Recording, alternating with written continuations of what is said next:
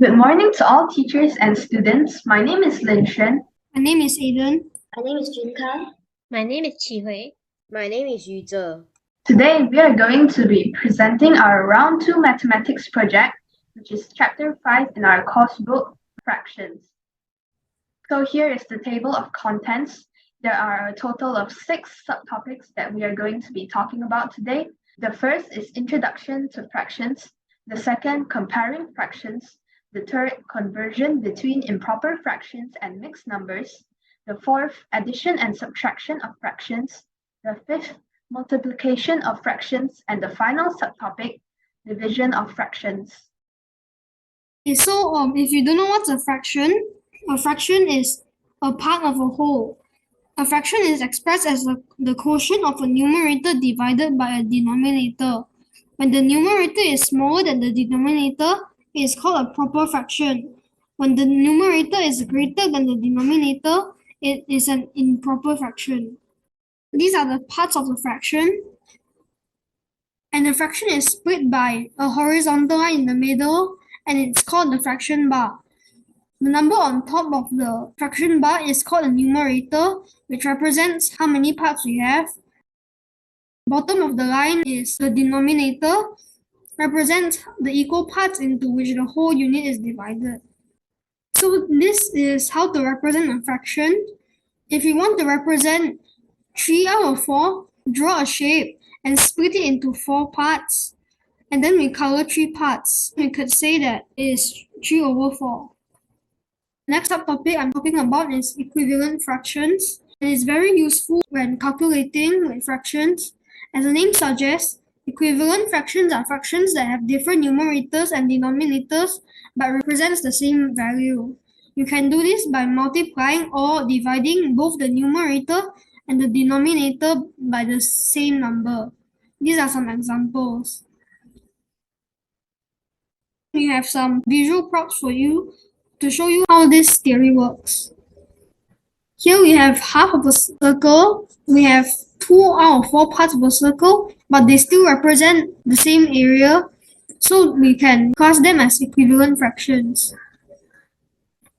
There's another part which is simplifying fractions. So it's a process of making the common factors of the numerator and the denominator 1, which is its simplest form and cannot be simplified further. Find all the common factors of the numerator and the denominator, then divide them both with the same common factors until their common factors are 1. These are some examples. Here are some visual props to guide you on understanding the theory. So 4 over 8, we need to simplify it, and it covers the same area as 1 over 2. 4 over 8 is just same value but with more parts in it, and both of them are half. So the next topic I'm talking about is comparing fractions. So these are the steps on comparing fractions. First, find the LCM of the denominators, and then convert the fractions into equivalent fractions so that the denominators are equal to the LCM. Once the denominators are the same, compare the numerators.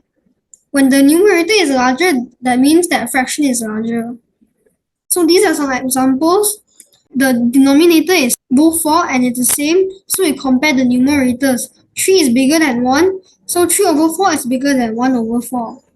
The next one, the denominators are not the same, so we need to make it the same. We need to find the LCM of them. So it's 56. Then we also multiply the numerator, and after that we compare the numerator, and the larger numerator is 35 and the smaller numerator is 32. So 5 over 8 is bigger than 4 over 7. These are some visual props to show you how it works. So we draw them like bars and we split them into 4 parts, and 3 parts is bigger than 1 part. The next example, it's divided into different number of parts, so we can't directly compare. But we can see that 7 parts of the bar divided into 10 is smaller than the bar divided into 4 parts, and there's 3 parts colored. So 7 out of 10 is smaller than 3 out of 4. Okay, so next we are going to be talking about converting between improper fractions and mixed numbers. What is an improper fraction? An improper fraction is a fraction where the numerator is larger than the denominator, as shown in the picture. What is a mixed number? A mixed number contains a whole number and a fraction. As shown in the example, 2 is the whole number, 1/7 is a fraction. There are 3 types of fractions. Proper fraction, which is the denominator will be larger than the numerator. Improper fraction, the numerator will be larger than the denominator. And mixed number, which contains a whole number and a fraction. Converting an improper fraction to a mixed number. First, divide the numerator with the denominator. For example, 9 divided by 2. Next, the quotient will be the whole number, the mixed number. The denominator will be the same, but the remainder will be the numerator. So the mixed number here will be 4 is the whole number and 1/2 will be the fraction. Converting a mixed number to an improper fraction. First step, take the whole number of the mixed number and multiply it by the denominator. For example, 4 times 2 equals 8. Second, take the number, for example 8, add the numerator. 8 plus 1 equals 9. 9 will be the numerator of the improper fraction. So, Rob's example, 12/8 is an improper fraction. First, we take 12 and divide it by 8. We will get 1 with a remainder of 4. 1 will be the whole number, while the denominator will stay the same. The numerator will be the remainder. Next, converting mixed numbers into improper fractions. You take the whole number and multiply it by the denominator. 1 times 4 equals to 4. Then, add in the numerator. 4 plus 3 equals to 7. The improper fraction will be 7/4. So now we'll be diving into the subtopic, additions and subtractions of fractions. To add fractions, there are 3 simple steps. Step 1, make sure the denominator, also known as the bottom number, are the same. Step 2, add the top numbers of the fraction, the numerator, put that answer over the denominator. Then step 3, simplify it if it's possible. Subtractions of fractions. You can only subtract fractions if their denominator are the same. This also is known as common denominator. To subtract fraction, find the common denominator, subtract the numerator, and simplify it if possible. Here are some examples of addition and subtractions of fractions. As you can see, 1/2 plus 1/4, you must find the common denominator, which using LCM is 4. So you add the numerator now, which you'll get 3/4. For 3/4 plus 5/6, the denominators are also not the same, so we have to find their common denominator, which is using LCM of 4 and 6 is 12. So we plus the numerator, which is 9 and 10, we'll get 19/12. Then we'll convert it to mixed numbers. At the third example, 2 and 3/4 minus 1 and 5/7. We convert these two mixed numbers into improper fractions, which is 11/4 and 12/7. Then we find their common denominator, which is 28, and the numerator will become 77 and 48. So we use 77 minus 48, which will find 29/28. So now it will become 1 and 1 over 28. Here is a prop example for further understanding. So the addition of fractions involve combining two or more parts to create a single whole. For example, 3 over 4 plus 1 over 4 will equals 4 over 4 because they are adding their numerical values together. Props example for subtraction of fractions is attain finding the difference between two or more parts. For example, 3 over 4 minus 2 over 4 will become 1 over 4 because subtracting their numerical values will determine the remaining portion. So now we're going to be talking about subtopic 5, which is multiplication of fractions. So when multiplying two or more fractions together, you can simply multiply the numerators and then multiply the denominators. Sometimes you will need to simplify your answer. It can be faster to find the answer if you just cancel the fractions first before you multiply. So as said before, numerator is the top part of the fraction, which represents the number of parts we have, and the denominator are the total parts in whole. So to multiply fractions, we multiply the numerators to get the new numerator value. Then we do the same with the denominators. Then we simplify the fractions.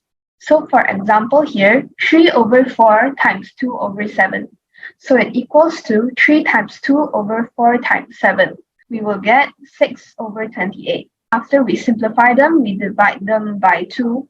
We'll get the final answer, which is 3 over 14.